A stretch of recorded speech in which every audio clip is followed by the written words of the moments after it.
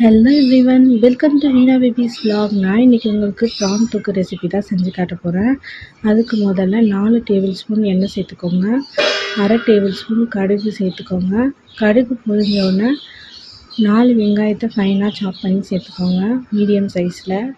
வெங்காயம் நல்லா வதங்கினதுக்கப்புறம் இஞ்சி பூண்டு பேஸ்ட் போட்டு நல்லா அதோட பச்சை வாசனை போகிற அளவுக்கு வதக்கிக்கோங்க.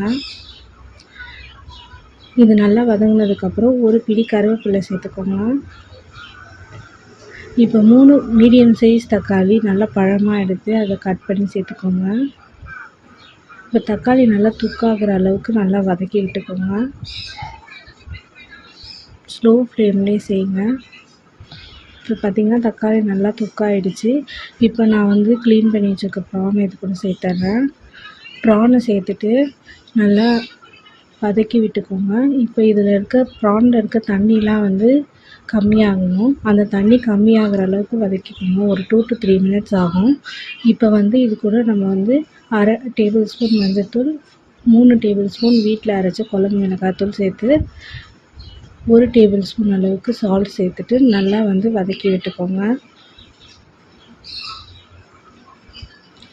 நல்லா ஸ்லோ ஃப்ளேமில் ஒரு 3 minutes குக் பண்ணிங்கன்னா உங்களுக்கு ப்ரான் தொக்கு ரெடி ஆகிடுச்சு. அவ்வளோதாங்க, டேஸ்டியான ப்ரான் தொக்கும் நல்லா ரெடி ஆகிடுச்சு. பார்த்திங்கன்னா நல்லா கிரேவியாக சூப்பராக இருக்குது. நீங்களும் இது உங்கள் வீட்டில் ட்ரை பண்ணி பார்த்துட்டு எப்படி இருக்குதுன்னு எனக்கு கமெண்ட்டில் சொல்லுங்கள். இந்த வீடியோ உங்களுக்கு பிடிச்சிருந்துச்சுன்னா லைக் பண்ணுங்கள், கமெண்ட் பண்ணுங்கள். வீணா பேபி vlogsக்கு சப்ஸ்கிரைப் பண்ணுங்கள். பாய்.